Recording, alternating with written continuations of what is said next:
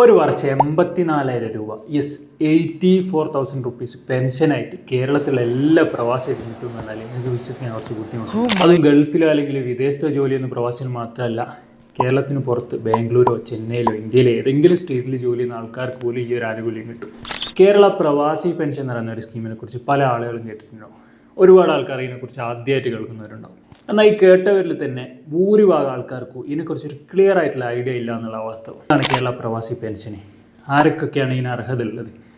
ഇതിൽ പ്രതിമാസം എത്ര രൂപ പേയ്മെൻറ്റ് അടക്കണം, എത്ര വർഷം പേയ്മെൻറ്റ് അടക്കണം, ഇനി എത്ര രൂപ വരെ ഇതിൽ പെൻഷൻ കിട്ടും, മാക്സിമം പെൻഷൻ എത്ര കിട്ടും, മിനിമം പെൻഷൻ എത്ര കിട്ടും, പിന്നെ അതുപോലെ തന്നെ ഈ ഒരു സ്കീമിൽ ജോയിൻ ചെയ്ത് കഴിഞ്ഞാൽ നമുക്ക് ഈ പെൻഷൻ അല്ലാതെ വേറെ എന്തൊക്കെ ധനസഹായങ്ങൾ തുടങ്ങിയ എല്ലാ കാര്യങ്ങളും നമുക്ക് വീഡിയോയിലൂടെ വളരെ വിശദമായിട്ട് തന്നെ ചർച്ച ചെയ്യാം. നമുക്കൊരു 60 വയസ്സ് കഴിഞ്ഞാൽ അല്ലെങ്കിൽ നമ്മളൊരു ജോലി ചെയ്യാൻ ബുദ്ധിമുട്ടുള്ള സമയം, നമുക്ക് പ്രത്യേകിച്ച് വരുമാനമൊന്നുമില്ലാത്ത സമയത്ത് മാസം 7,000 രൂപ അല്ലെങ്കിൽ ഒരു വർഷം 84,000 രൂപ വരെയൊക്കെ പെൻഷൻ കിട്ടുക എന്ന് പറഞ്ഞാൽ ചെറിയ കാര്യമല്ല.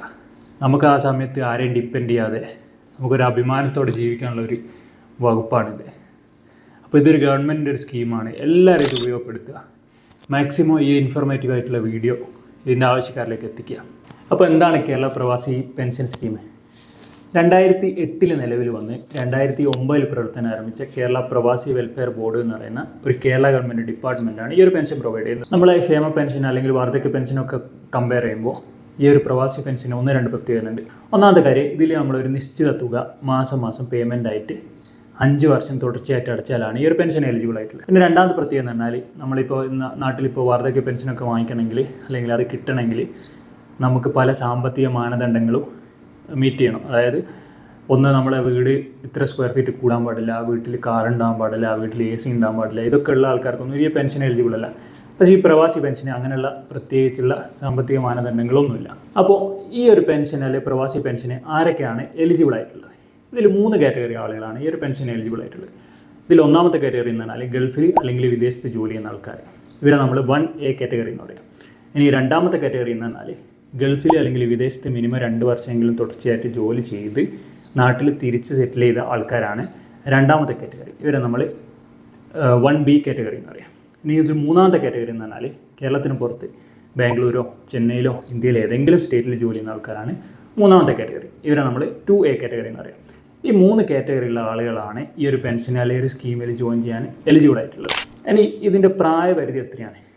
ഈ ഒരു സ്കീമിൽ ജോയിൻ ചെയ്യാനുള്ള പ്രായപരിധി എന്ന് പറഞ്ഞാൽ 18 വയസ്സിനും 60 വയസ്സിനും ഇടയിൽ പ്രായമുള്ള ആർക്കും, ഈ 3 കാറ്റഗറിയിൽപ്പെട്ട 18 വയസ്സിനും 60 വയസ്സിനും ഇടയിൽ പ്രായമുള്ള ആർക്കും ഈ ഒരു സ്കീമിൽ ജോയിൻ ചെയ്യാം. ഇനി ഓരോ കാറ്റഗറിയിലുള്ള ആളുകളും എത്ര രൂപയാണ് ഇതിൽ പേയ്മെൻറ്റ് അടക്കേണ്ടത്? ഇതിൽ ഒന്നാമത്തെ കാറ്റഗറിയിലുള്ള ആളുകളാണെങ്കിൽ, അതായത് 1A കാറ്റഗറിയിലുള്ള ആളാണെങ്കിൽ മാസം 350 രൂപ തുടർച്ചയായിട്ട് 5 വർഷം അടക്കണം. എന്നിട്ട് 60 വയസ്സ് കംപ്ലീറ്റ് ചെയ്താലാണ് ഇവർക്ക് പെൻഷൻ കിട്ടി തുടങ്ങുക. രണ്ടാമത്തെയും മൂന്നാമത്തെയും കാറ്റഗറിയിലുള്ള ആളുകളാണെങ്കിൽ അവർ പ്രതിമാസം അടക്കേണ്ട, അതായത് ഒരു മാസം അടക്കേണ്ട തുക എന്ന് പറഞ്ഞാൽ 200 രൂപയാണ്. അതായത് തുടർച്ചയായിട്ട് 5 വർഷം 200 രൂപ പേയ്മെൻറ്റ് അടച്ച് 60 വയസ്സ് കംപ്ലീറ്റ് ചെയ്താലാണ് ഇവർക്ക് പെൻഷൻ കിട്ടുക. ഇനി ഓരോ കാറ്റഗറിയിലുള്ള ആളുകൾക്കും എത്ര രൂപ വരെ പെൻഷൻ കിട്ടും? ഇതിൽ ഒന്നാമത്തെ കാറ്റഗറിയിലുള്ള ആളുകളാണെങ്കിൽ, അതായത് 350 രൂപ മാസം അടക്കി ഗൾഫിൽ അല്ലെങ്കിൽ വിദേശത്ത് ജോലി ചെയ്യുന്ന ആൾക്കാർ 1A കാറ്റഗറിയിലുള്ള ആളുകളാണെങ്കിൽ അവർക്ക് കിട്ടാവുന്ന മിനിമം പെൻഷൻ എന്ന് പറഞ്ഞാൽ മാസം 3,500 രൂപയാണ്. എന്നാൽ ഇവർക്ക് മാക്സിമം എത്ര രൂപ വരെ പെൻഷൻ കിട്ടുമെന്ന് പറഞ്ഞാൽ മാക്സിമം 7,000 രൂപ വരെ ഈ 1A കാറ്റഗറിയിലുള്ള ആളുകൾക്ക് പെൻഷൻ കിട്ടും.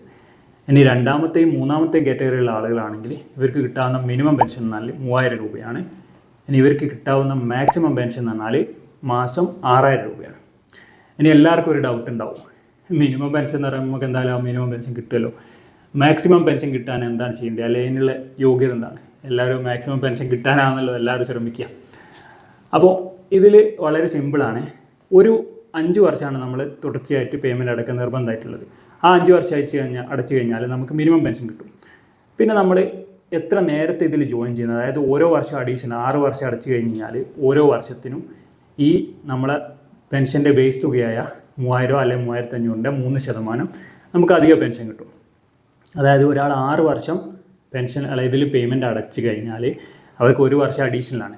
ആ 1 വർഷം എന്ന് പറഞ്ഞാൽ ഈ പെൻഷൻ ബേസ് തുകയായ 3,500ൻ്റെ 3%, അതായത് 105 രൂപ അഡീഷണൽ പെൻഷൻ കിട്ടും. ഇനി നിങ്ങൾ കാറ്റഗറി രണ്ടാമത്തെയും മൂന്നാമത്തെയും കാറ്റഗറിയിൽ വരുന്ന ആളാണെങ്കിൽ 3% എന്ന് പറയുമ്പോൾ 3,000ൻ്റെ 3% എന്ന് പറഞ്ഞാൽ 90 രൂപ അധികം കിട്ടും. അപ്പോൾ നമ്മൾ എത്ര നേരത്തെ ഇതിൽ പെൻഷൻ അടക്കുന്നത് അത്രയും തുക കൂടുതൽ കിട്ടും. ഈ ഒരു കാര്യം നമുക്കൊരു ചെറിയ കഥയിലൂടെ വളരെ സിമ്പിളായിട്ട് എക്സ്പ്ലെയിൻ ചെയ്യാം. അപ്പോൾ നമുക്ക് കുറച്ച് കൂടുതൽ ക്ലിയർ ആയിട്ട് മനസ്സിലാവും.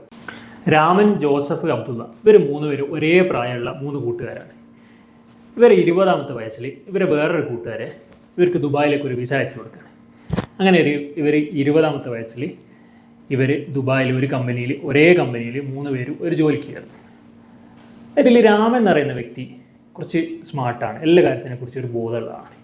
ഇനി രണ്ടാമത്തെ ആളായിട്ടുള്ള ജോസഫ് എന്ന് പറയുന്ന ആൾ ഈ രാമൻ്റെ അത്ര ബോധമുള്ള ആളല്ലെങ്കിലും കുറച്ച് എല്ലാ കാര്യത്തിനെക്കുറിച്ച് ഒരു ബോധമുള്ള ആളാണ്. ഈ മൂന്നാമത്തെ ആളായിട്ടുള്ള അബ്ദുള്ള എന്ന് പറയുന്ന വ്യക്തി എല്ലാ കാര്യത്തിനെക്കുറിച്ചും ലാസ്റ്റ് മൂമെൻറ്റിൽ മാത്രം ചിന്തിക്കുന്ന ഒരു വ്യക്തിയാണ്. അപ്പോൾ ഇതിൽ രാമൻ എന്ന് പറയുന്ന വ്യക്തി 20ാമത്തെ വയസ്സിൽ ജോയിൻ ചെയ്ത് ദുബായിലെത്തിയ ആ വർഷം തന്നെ ഈ പ്രവാസി പെൻഷനിൽ ചേർന്ന് പേയ്മെൻറ്റ് എടുക്കാൻ തുടങ്ങി. രണ്ടാമത്തെ ആളായിട്ടുള്ള ജോസഫ് എന്ന് പറയുന്ന വ്യക്തി 40ാമത്തെ വയസ്സിലാണ് ഈ പ്രവാസി പെൻഷനിൽ ജോയിൻ ചെയ്തത്.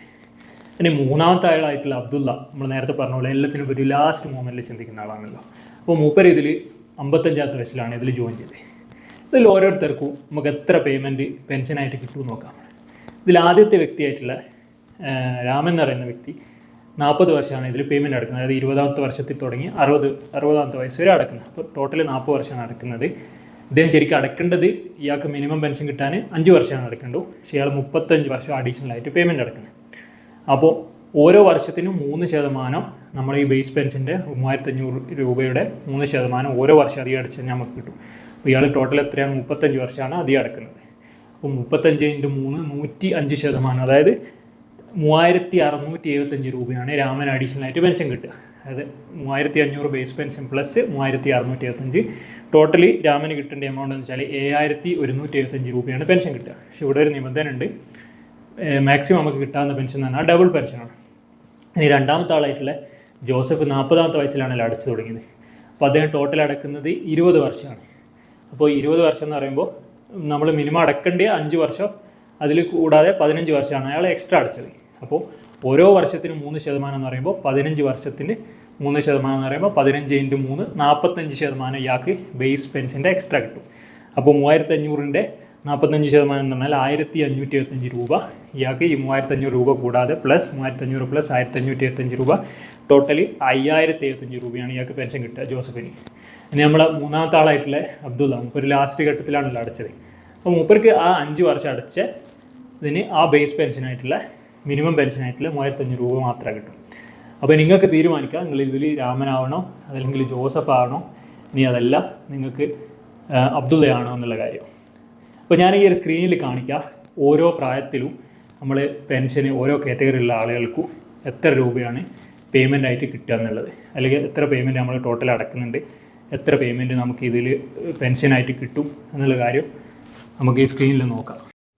അപ്പോൾ ഈ സ്ക്രീനിൽ കാണിച്ചിരിക്കുന്നത് ഓരോ ഏജിലും നമ്മൾ പെൻഷൻ സ്റ്റാർട്ട് ചെയ്ത് കഴിഞ്ഞാൽ, അതായത് നമ്മൾ പേയ്മെൻറ്റ് അടച്ചു കഴിഞ്ഞാൽ നമുക്ക് എത്ര രൂപയാണ് പെൻഷൻ മന്ത്ലി കിട്ടുക, നമുക്ക് ലൈഫ് ടൈം എത്ര കിട്ടുക എല്ലാ കാര്യങ്ങളും. ഫോർ എക്സാമ്പിൾ ഇതിൽ 20ാമത്തെ വയസ്സിൽ ഒരാൾ സ്റ്റാർട്ട് ചെയ്ത് കഴിഞ്ഞാൽ ടോട്ടൽ 40 വർഷമാണ് പേയ്മെൻറ്റ് അടക്കുന്നത്. അയാൾ 350 രൂപ വെച്ച് അടച്ചു കഴിഞ്ഞാൽ അയാൾ ടോട്ടൽ അയാൾ ലൈഫ് ടൈം അടക്കുന്നത് വെറും 1,68,000 രൂപയാണ്. പക്ഷേ അത് തിരിച്ച് കിട്ടുന്നതെന്ന് വെച്ചാൽ മന്ത്ലി 7,000 രൂപയാണ്. അയാളൊരു 80 വയസ്സ് വരെ ജീവിച്ചിരിക്കുകയാണെങ്കിൽ അയാൾക്ക് അതിൻ്റെ 10 ഇരട്ടിയാണ് തിരിച്ച് കിട്ടുന്നത്, അതായത് 16,80,000 രൂപ. അങ്ങനെ ഓരോ കാറ്റഗറിയിലുള്ള ആളുകൾ, ഓരോ ഏജിലുള്ള ആൾക്കാർ ഇതിലുണ്ട്. ഇതിൽ നിങ്ങളെ ഏജിൽ നിന്നൊക്കെ വ്യത്യസ്തമാണെങ്കിൽ ഈ ലാസ്റ്റ് കോളത്തിൽ നിങ്ങൾ ഏജ് എൻ്റർ ചെയ്ത് കഴിഞ്ഞാൽ മതി. അപ്പോൾ നിങ്ങൾക്ക് കറക്റ്റ് എമൗണ്ട് എത്രയാണ് നിങ്ങൾ അടക്കുന്നത്, എത്ര നമുക്ക് പെൻഷൻ കിട്ടും, ലൈഫ് ടൈം എത്ര കിട്ടും, ഏത് കാറ്റഗറിയിലുള്ള ആളാണെങ്കിലും അത് കറക്റ്റായിട്ട് കിട്ടും. അപ്പോൾ ഈ ഒരു എക്സൽ ആർക്കെങ്കിലും വേണമെങ്കിൽ നിങ്ങളെ mail ID WhatsApp number ഒന്ന് കമൻറ്റ് ചെയ്യാൻ മതി, ഞാൻ അയച്ചു തരാം. അപ്പോൾ പ്രവാസി പെൻഷനെ കുറിച്ചുള്ള ഓൾമോസ്റ്റ് എല്ലാ കാര്യങ്ങളും നമ്മൾ വീഡിയോയിൽ കവർ ചെയ്തു. എല്ലാവർക്കും ഒരു ക്ലിയർ ആയിട്ടുള്ള ഐഡിയ കിട്ടിക്കാണുമെന്ന് ഞാൻ പ്രതീക്ഷിക്കുന്നു. പക്ഷേ നമ്മളൊരു പ്രധാനപ്പെട്ട ഒരു കാര്യം ഈ വീഡിയോയിൽ ചർച്ച ചെയ്തിട്ടില്ല, അതായത് ഇതിൻ്റെ ആപ്ലിക്കേഷൻ പ്രോസസ്സ്, എന്തൊക്കെ ഡോക്യുമെൻ്റ് വേണ്ടിയ തുടങ്ങിയ കാര്യങ്ങൾ. അപ്പോൾ അത് നമുക്ക് അടുത്ത വീഡിയോയിൽ ഡിസ്കസ് ചെയ്യാം. കാരണം ഈ വീഡിയോയിൽ നമ്മൾ ഇൻക്ലൂഡ് ചെയ്ത് കഴിഞ്ഞാൽ നമ്മളെ വീഡിയോൻ്റെ ലെങ്ത്ത് ഒരുപാട് കൂടിപ്പോകും. നമുക്ക് അടുത്ത വീഡിയോയിൽ ഇതിനെക്കുറിച്ച് 1 by 1 ആയിട്ട് വളരെ ഡീറ്റെയിൽ ആയിട്ട് തന്നെ ഡിസ്കസ് ചെയ്യാം. പിന്നെ വേറൊരു പ്രധാനപ്പെട്ട ഒരു കാര്യം എന്ന് പറഞ്ഞാൽ ഈ ഒരു സ്കീമിൽ ജോയിൻ ചെയ്ത് കഴിഞ്ഞാൽ നമുക്ക് ഈ പെൻഷൻ അല്ലാതെ വേറെ ഒരുപാട് ധനസഹായങ്ങൾ കിട്ടാനുണ്ട്. അതായത് നമ്മുടെ മക്കളെ വിദ്യാഭ്യാസത്തിനുള്ള ഗ്രാൻഡ്, നമ്മുടെ പെൺമക്കളെ വിവാഹത്തിനുള്ള ധനസഹായം, പിന്നെ നമ്മൾ ഹോസ്പിറ്റലൈസ് ചെയ്ത് കഴിഞ്ഞാൽ നമ്മൾ ഹോസ്പിറ്റലിലെ ചികിത്സാ ചെലവ്, അതുപോലെ നമ്മളെ ഹോം ലോൺ സബ്സിഡി, അങ്ങനെ ഒരുപാട് കാര്യങ്ങൾ, ഒരുപാട് ധനസഹായങ്ങൾ ഈ ഒരു സ്കീമിൽ ജോയിൻ ചെയ്തവർക്കെല്ലാം കിട്ടും. അപ്പോൾ അതിനെക്കുറിച്ചൊക്കെ നമുക്ക് വളരെ വിശദമായിട്ട് അടുത്ത വീഡിയോയിൽ ഡിസ്കസ് ചെയ്യാം. അതുപോലെ നിങ്ങളെ ഈ ഒരു പ്രവാസി സുഹൃത്തുക്കളായിട്ടുള്ള ആൾക്കാർക്ക് ഈ വീഡിയോ എല്ലാവരും എത്തിച്ചു കൊടുക്കുക. പിന്നെ വേറൊരു പ്രധാനപ്പെട്ട ഒരു കാര്യം എല്ലാവരോടും പറയാനുള്ളതെന്ന് പറഞ്ഞാൽ 2008 ഈ ഒരു പെൻഷൻ സ്റ്റാർട്ട് ചെയ്ത സമയത്ത് വെറും 1000 രൂപയായിരുന്നു പെൻഷൻ അന്ന് പ്രഖ്യാപിച്ചത്. പിന്നെ ഘട്ടം ഘട്ടമായിട്ട് ഇപ്പോൾ മിനിമം പെൻഷൻ 3500 രൂപ വരെ എത്തിച്ചിട്ടുണ്ട്. അപ്പോൾ ഇത് ഇനിയും ഈ ഒരു പെൻഷൻ്റെ എമൗണ്ട് കൂടും ഭാവിയിൽ. അപ്പോൾ ആരും ഇത് അപ്ലൈ ചെയ്യാതിരിക്കരുത്. അപ്പോൾ നിങ്ങൾ അടുത്ത വീഡിയോ മിസ്സാവാതിരിക്കാൻ വേണ്ടിയിട്ട് ഒന്ന് ചാനൽ സബ്സ്ക്രൈബ് ചെയ്യുക. അപ്പോൾ നമുക്ക് അടുത്ത വീഡിയോയിൽ വീണ്ടും കാണാം. ഇത്രയും നേരം എന്നെ കണ്ടിരുന്ന നിങ്ങൾക്ക് എല്ലാവർക്കും നന്ദി. Good bye.